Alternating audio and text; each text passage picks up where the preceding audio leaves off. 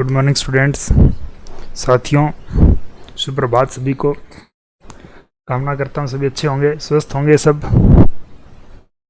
पिछली कक्षा में हमने एटम्स एंड मॉलिक्यूल्स पढ़ा था, स्टार्ट किया था वहाँ से। तो हम उससे अगले मॉडल की तरफ चलते हैं, नील्स बोहर का मॉडल।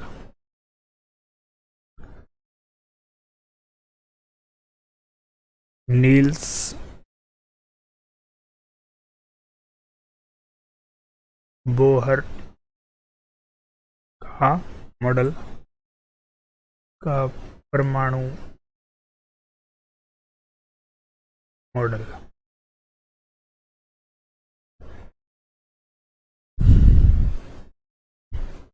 उन्होंने क्या कहा था, नील्स बोहर ने एक मॉडल दिया था, उसमें उन्होंने कहा था कि जो पॉजिटिव चार्ज होता है वो पूरा नाभिक के केंद्र में अवस्थित होता है। यहाँ पर पूरा जो पॉजिटिव चार्ज है पूरा इसी में केंद्रित होता है, पूरा इसके ऊपर, और इलेक्ट्रॉन्स इसके चारों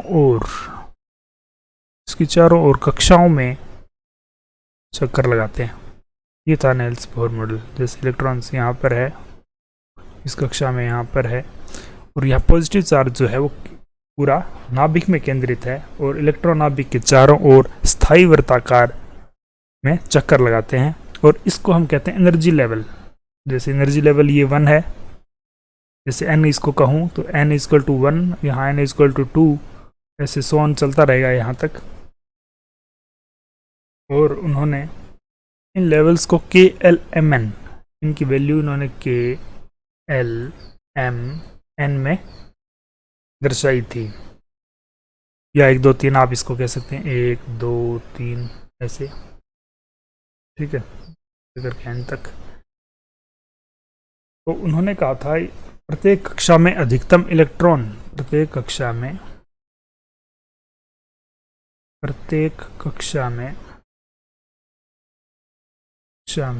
इलेक्ट्रॉन की संख्या, ये इंपॉर्टेंट है, यहाँ पर ऐसे क्वेश्चन पूछा जाता है। प्रत्येक कक्षा में इलेक्ट्रॉन की संख्या होती है 2n²। n यहाँ पर है कक्षा, n क्या है, कक्षा की संख्या, कक्षा की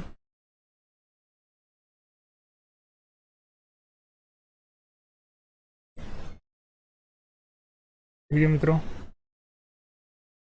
के बाद मैं आपको एक बता देता हूँ, यहाँ पर यहाँ से प्रश्न पूछे जाते हैं। जैसे कक्षा है आपकी, कक्षा हो गई KLMN, ठीक है।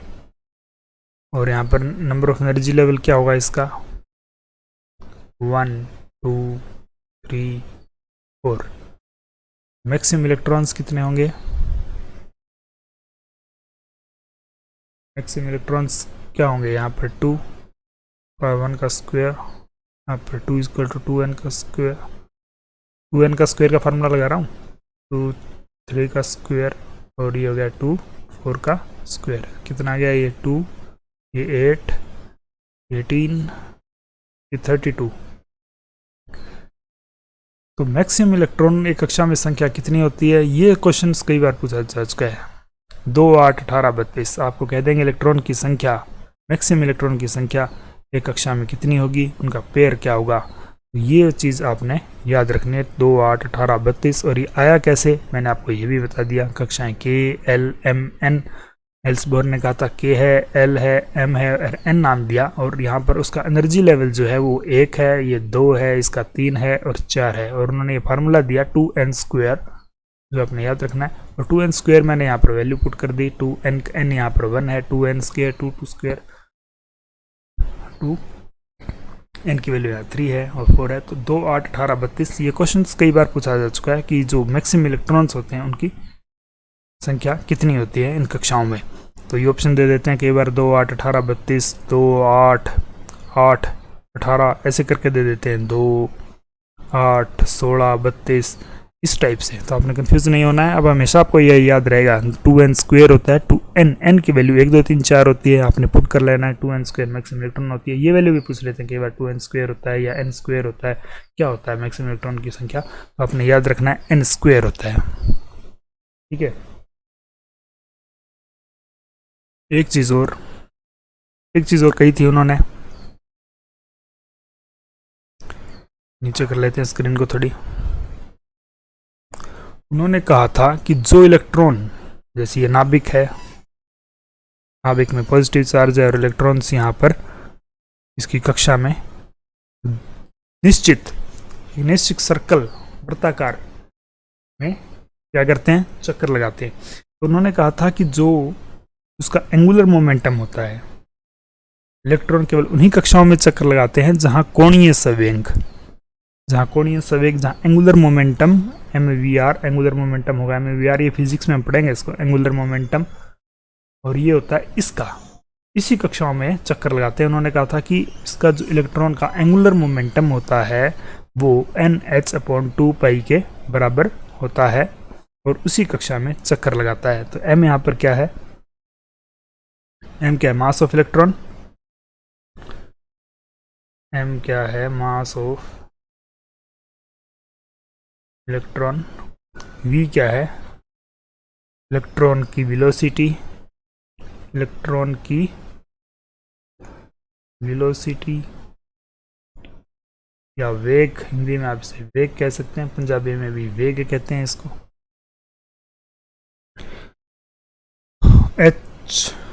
N क्या है, कक्षा की संख्या। R क्या है, कक्षा की त्रिज्या। लिख देता हूं यहाँ पर, R क्या है, जो कक्षा है इसका रेडियस है, इसका रेडियस।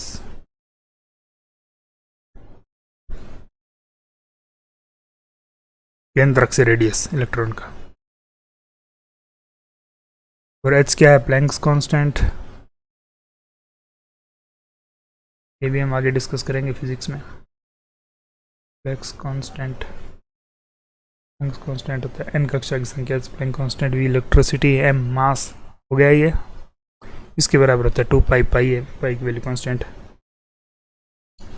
ठीक है मित्रों, ये दिया था उन्होंने नील्स बोर का मॉडल। नील्स बोर ने क्या कहा था, एक बार दोबारा देख लेते हैं। नील्स बोर ने कहा था कि जो पॉजिटिव चार्ज होता है वो केंद्र में अवस्थित, केंद्र में जो ही संपूर्ण होता है, और इलेक्ट्रॉन्स नाभिक के चारों ओर चक्कर लगाते हैं। और कक्षा की वैल्यू उन्होंने KLM दी थी, N 1 2 3 4 है। इलेक्ट्रॉन की मैक्सिमम संख्या n² होती है। और ये यहाँ पर दो चीज़ें, दो प्रश्न देखिए। अब हर टॉपिक में 2-3 क्वेश्चन बनते हैं और महत्वपूर्ण क्वेश्चन है ही है। प्रत्येक कक्षा में इलेक्ट्रॉन की संख्या, हरियाणा SSC और विभिन्न परीक्षाओं में कई बार पूछा जा चुका है। प्रत्येक कक्षा में इलेक्ट्रॉन की संख्या, मैक्सिमम इलेक्ट्रॉन की संख्या कितनी होती है, तो 2n² होती है। और यहाँ पर कक्षाओं की संख्या है। और ये पेयर पूछ लेते हैं कई बार, 2 8 18 32, ये कैसे बना, ये मैंने आपको बता दिया। और उन्होंने कहा था कि इलेक्ट्रॉन्स उसी कक्षा में चक्कर लगाते हैं जिनका एंगुलर मोमेंटम MVR, ये एंगुलर मोमेंटम की वैल्यू होती है जो NH/2π के बराबर होती है। और M यहाँ पर मास ऑफ इलेक्ट्रॉन है, V वेलोसिटी है, और R उसका इलेक्ट्रॉन का नाभिक से रेडियस होता है, और H प्लैंक्स कांस्टेंट होता है, पाई की वैल्यू कांस्टेंट है। 3.14 22.7। ठीक है, अगले टॉपिक की तरफ बढ़ते हैं। यहाँ तक क्लियर है सभी को? ऑनलाइन कक्षा लेंगे तब और आनंद आएंगे मित्रों। ज़्यादा से ज़्यादा चैनल को सब्सक्राइब कीजिए, अपने मित्रों से सब्सक्राइब करवाइए, अपने सगे संबंधियों से इसको सब्सक्राइब करवाइएगा। ऑनलाइन मिल जब हम आपकी कक्षा लेंगे, ऑनलाइन जब क्लास लेंगे तो आपकी फीडबैक मिलेगी, साथ साथ आपके प्रश्न भी मैं ले पाऊँगा, ही फ़ायदा है। अभी मैं आपके क्वेश्चंस नहीं ले पा रहा हूँ और आपके कमेंट्स नहीं देख पा रहा हूँ, तो बहुत ही कमी आपकी खल रही है। मुझे अकेला हूँ बिल्कुल।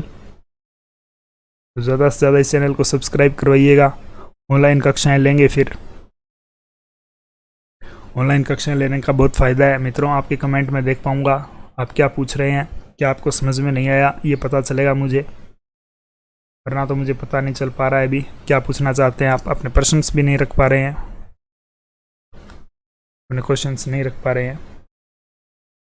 इलेक्ट्रॉनिक कॉन्फ़िगरेशन का फ़ायदा क्या है?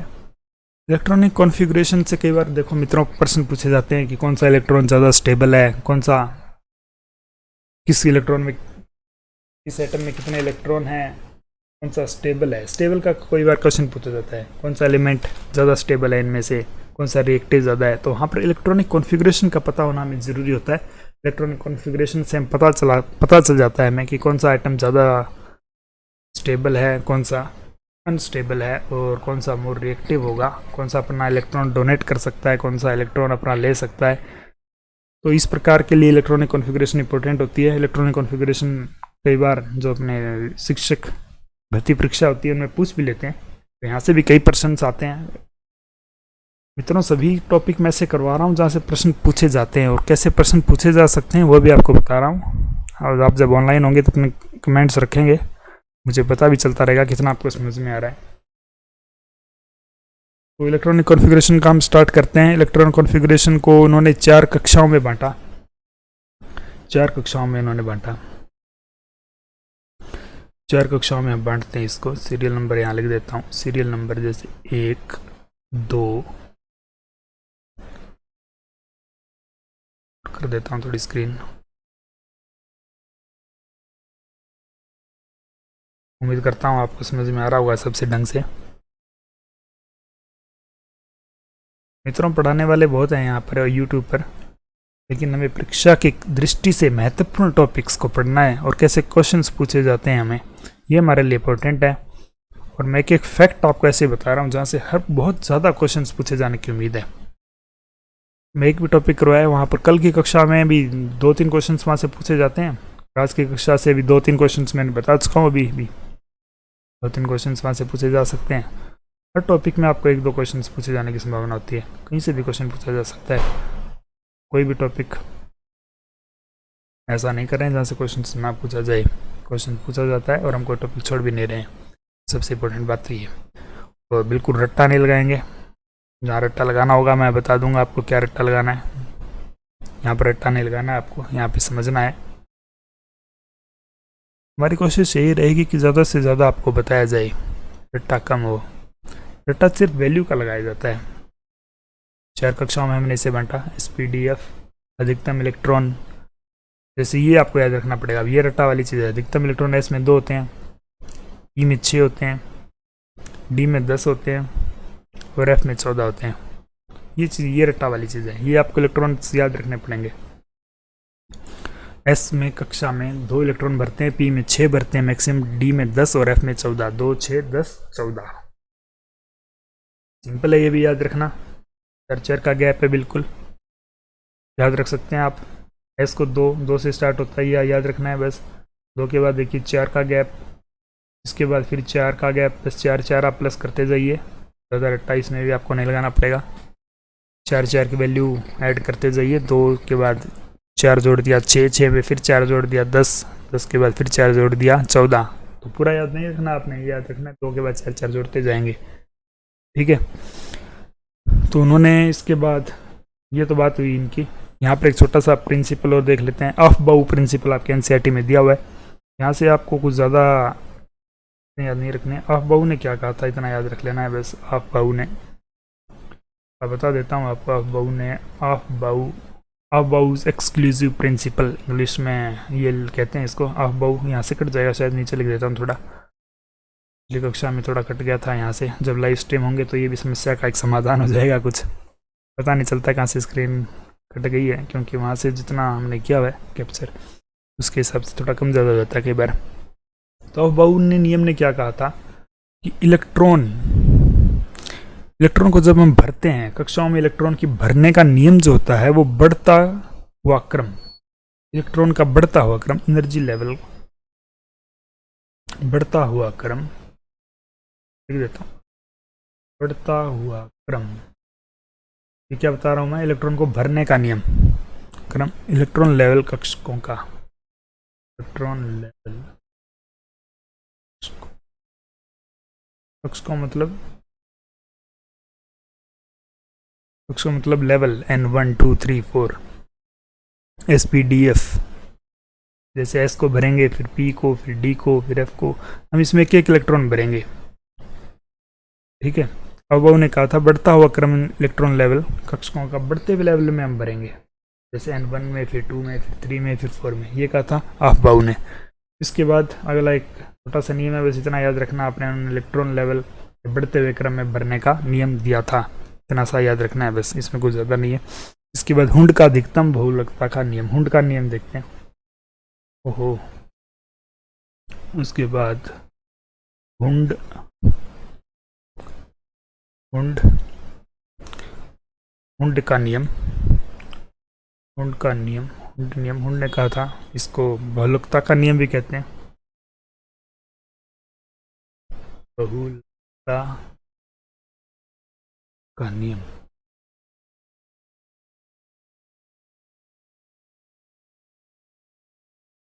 उन्होंने देखिए क्या कहा था, उन्होंने एक चीज़ कही थी, मैं आपको प्रैक्टिकली बताता हूँ कैसे कही थी उन्होंने कहा था जैसे हम पी को भर रहे हैं,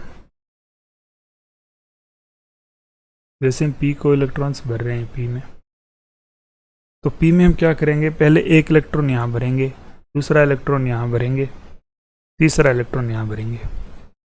ऐसे नहीं कर सकते हैं आप, ऐसे इसको नहीं भर सकते हैं। जैसे 3 इलेक्ट्रॉन हमें भरने थे, हम ऐसे नहीं भर सकते हैं, इसमें ऐसे नहीं भर सकते हैं। ये तरीका गलत है, ये तरीका गलत है। उन्होंने कहा था कि एक एक इलेक्ट्रॉन हम पहले हर एक कक्षा में भरेंगे, जब तक ये युग्मक नहीं हो जाएगा, जब तक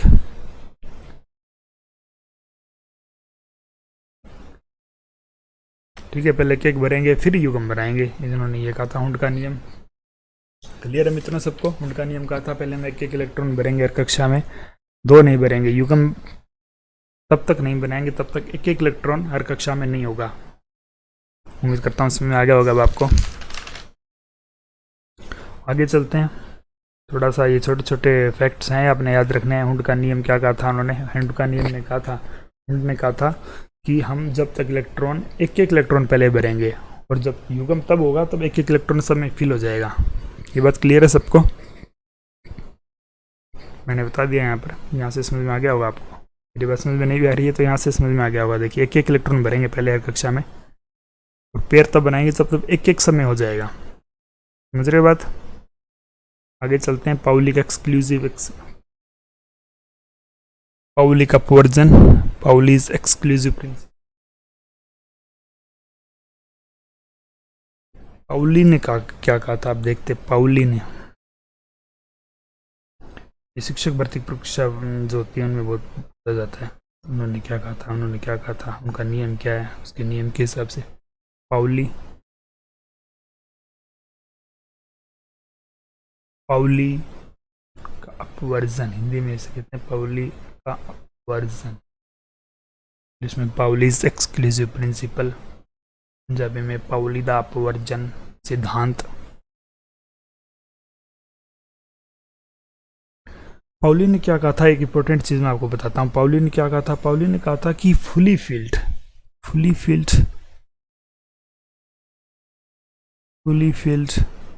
and half field and half field, fully filled and half filled are more stable। उन्होंने ये कहा था half field and fully field, half field और फुली फील्ड जो कक्षक होते हैं वो ज़्यादा स्टेबल होते हैं, आर मोर स्टेबल। कुछ चीज़ इंग्लिश में ये आसानी से याद रहती है। इसको हिंदी में फुली फील्ड को कहते हैं पूर्ण पूरित, और हाफ फील्ड को कहते हैं अर्धपूरित। लिखने की जरूरत तो नहीं है, समझ जाओगे सब। फुली फील्ड को कहते हैं पूर्ण पूरित और हाफ फील्ड को कहते हैं अर्धपूरित। अर्धपूरित, हाफ का मतलब अर्ध, फील्ड का मतलब पूरित, फुली का मतलब पूर्ण, फील्ड का मतलब पूरित। तो हाफ फील्ड और फुली फील्ड, अर्धपूरित और पूर्ण पूरित स्थायित्व का नियम क्या मतलब है कि जैसे पी में 6 होते हैं, पी में मैक्सिमम इलेक्ट्रॉन 6 होते हैं, अगर P3 है या P6 है तो मोर स्टेबल होगा। D5, D में 10 होते हैं मैक्सिमम, D5 है या D10 है तो मोर स्टेबल होगा। F में 14 होते हैं टोटल, तो 7 हो, half field full field F14 हो तो मोर स्टेबल होंगे। तो मतलब जहाँ पर हमें किसी की एटम, किसी एलिमेंट की हम कॉन्फ़िगरेशन लिखें और उसमें लास्ट में इलेक्ट्रॉन कॉन्फ़िगरेशन जब हम लिखें लास्ट में उसका P3 आ जाए या P6 आ जाए या D5 आ जाए या D10 आ जाए, F7 आ जाए या F14 आ जाए, ऐसा आ जाए। हाँ, S को छोड़ दिया हमने, S को भी लिख लीजिए। S में मैक्सिमम 2 होते हैं, S1 आ जाए या S2 आ जाए, तो मोर स्टेबल होंगे। इसके बाद मैं आपको एक ट्रिक बताता हूँ कॉन्फ़िगरेशन लिखनी कैसे है। एलिमेंट की आपको कॉन्फ़िगरेशन लिख दे, उसका एटॉमिक नंबर जैसे दिया हो, तो इसको थोड़ा नीचे कर देता हूँ। इलेक्ट्रॉनिक कॉन्फ़िगरेशन लिखनी कैसे है ये याद नहीं होती, बच्चों में भी इसको ध्यान से देख लें। इसकी एक ट्रिक मैंने बनाई है, देखिए आप कुछ अपनी मर्जी से भी बना सकते हैं। देखिए सुनो सुनो सुनो सुनो सुनो सुनो प्यार से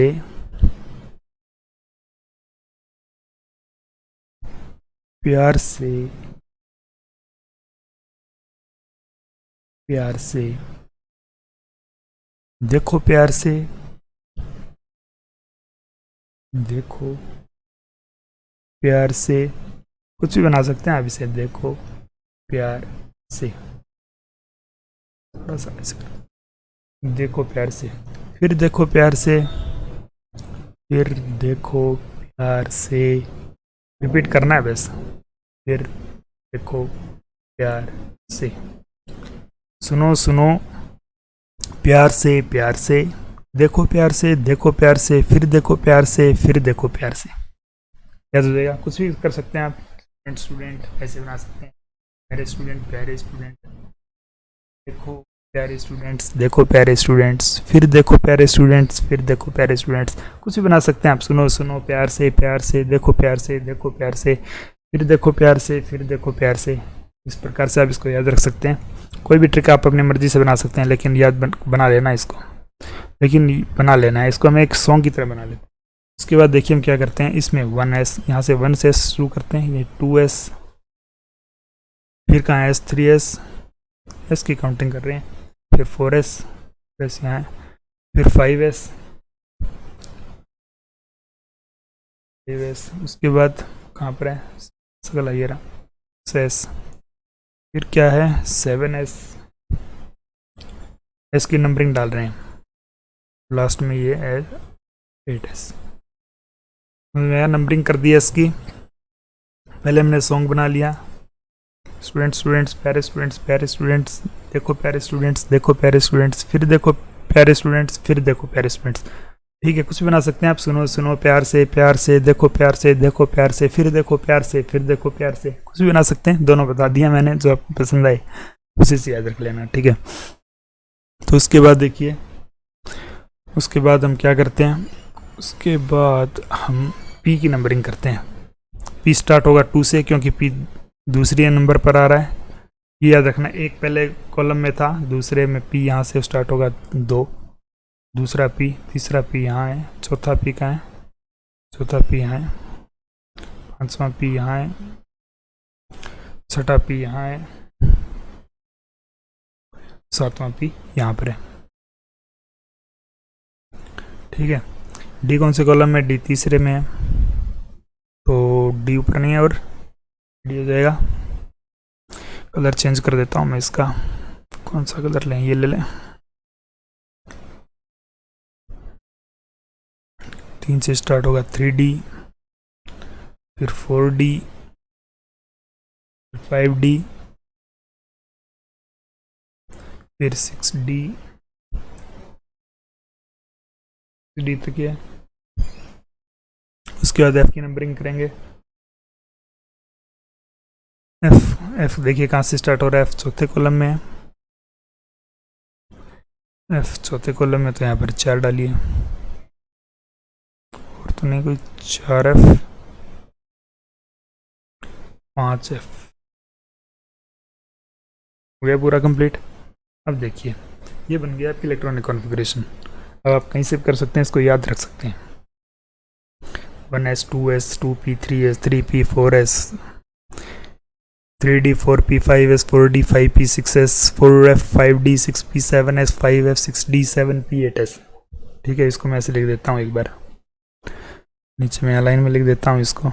देखिए क्या बन गया ये 1s 2s 2p 3s 3p 4s 3D। फिर इसको आप ऐसे सीरियल ऑर्डर में लिख लीजिएगा। ये तो मैंने समझाने के लिए लिखा आपको, डायरेक्ट लिख लेंगे आप 5s फिर 4D फिर 5p फिर 6s फिर 4f 5D 6p 7s, फिर इसे आप ऐसे लिख लीजिएगा। ठीक है, 7s हो गया, इसके बाद 5f कट तो नहीं रहा है यहाँ पर, 6D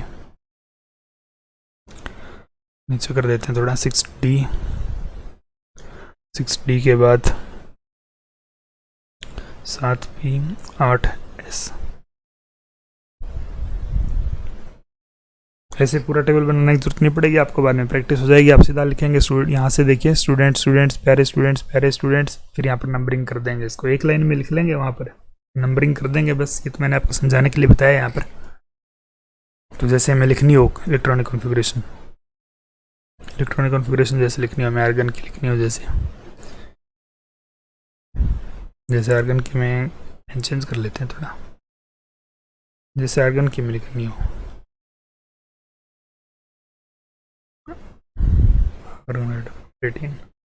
यहाँ से इसकी कोई इलेक्ट्रॉनिक कॉन्फ़िगरेशन हमें लिखनी हो तो लिख सकते हैं। क्या होगा 1s2 2s2 2p6 3s2 3p6। ऊपर देखिए कोई कॉन्फ़िगरेशन भर रहा हूँ और कुछ नहीं। p6 कितने हो गए, 2 2 4 2 2 4 6 10 तो 12 6 18 हो गए 3p6। ऐसे आप लिख सकते हैं।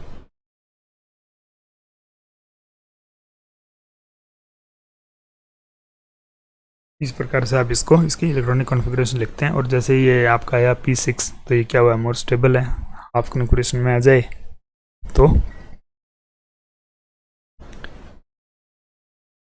तो भी स्टेबल होगा। अब एक मैं आपको एक लिख के दिखाता हूँ, कॉपर के लिख के दिखाता हूँ। कॉपर का एटॉमिक नंबर 29।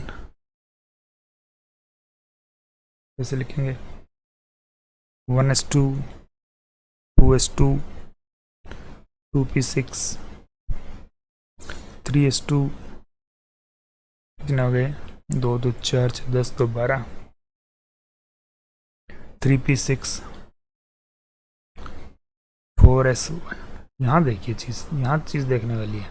अब 4s2 आना चाहिए था यहाँ पर, 4s मैंने 1 लिखा यहाँ पर और 3d10 लिख देता हूँ यहाँ पर, क्योंकि इसको मोर स्टेबल बनाने के लिए ये चीज़ यहाँ पर देखने वाली है। इसको मैं ऐसे लिखता हूँ, क्योंकि फुली फिल्ड मोर स्टेबल होते हैं, इसलिए एस का मैंने हाफ इधर दे दिया है। ठीक है, सैथिव के लिए। ठीक है मित्रों, ये समझ में आया आपको इलेक्ट्रॉनिक कॉन्फ़िगरेशन कैसे लिखनी है। अगली कक्षा में इसके अगले टॉपिक के साथ आपसे रूबरू होंगे। तब तक के लिए आप सबका धन्यवाद। इस वीडियो को देखिएगा, सभी शेयर कीजिएगा आपस में। एक बार रिवीजन मैं करा देता हूँ आपकी, हमने क्या पढ़ लिया अब तक। आज हमने पढ़ा, हमने यहाँ से स्टार्ट किया था आज